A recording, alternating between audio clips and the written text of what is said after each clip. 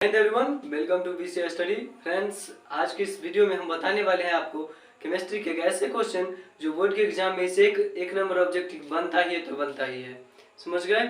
इसको आप क्या कीजिएगा, अच्छे ढंग से याद कर लीजिएगा ताकि ये ऑब्जेक्टिव आपके एग्जाम में ना छूटे, क्योंकि हर एक नंबर आपके कहीं ना कहीं मार्क्स इंक्रीज करने में मदद करता है। इसलिए आपको इसको अच्छे ढंग से याद कर लेना है। प्लस कहीं ना कहीं आपको कंपटीशन के एग्जाम में भी इससे क्वेश्चन पूछ लिया जाता है, इसलिए आप जरूरी से याद कीजिए।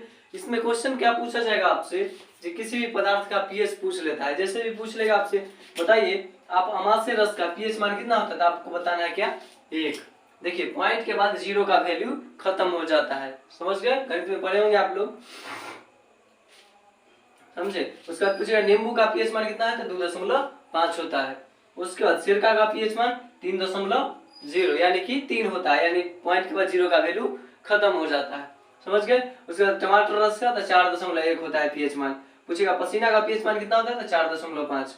अम्ल वर्ष का पीएच मान 5.6 होता है। पेशाब का पीएच मान 6.0 होता है। दूध का पीएच मान 6.5 होता है। शुद्ध जल का पीएच मान 7 होता है। और कहीं ना कहीं शुद्ध जल का पीएच मान 7 आपको हमेशा ये याद रखना है, क्योंकि कहीं ना कहीं ऑब्जेक्टिव में सबसे ज्यादा पूछे जाने वाला क्वेश्चन यही है। ये बताइए आप, शुद्ध जल का पीएच मान कितना होता है, तो 7 होता है। आपको मालूम है, पॉइंट के बाद 0 का वैल्यू खत्म हो जाता है। इस क्वेश्चन पर आपको सबसे ज्यादा फोकस करना है, इस पर ज्यादा फोकस करना है, क्योंकि बोर्ड के एग्जाम में या कंपटीशन के एग्जाम में ज्यादा पूछा जाता है। ये शुद्ध जल का पीएच मान बताइए, तो कितना होता है, 7 होता है। आंसू का पीएच मान 7.3 होता है। खून का पीएच मान 7.4 होता है। बायोलॉजी भी पढ़े होंगे क्लास 10 के, तो उसमें आपके टीचर बताए होंगे। इसमें रक्त का जो पीएच मान होता है 7.4 होता है। उसके बाद पित्त का जो पीएच मान होता है 7.5 से 8.8 के बीच कार्य करता है।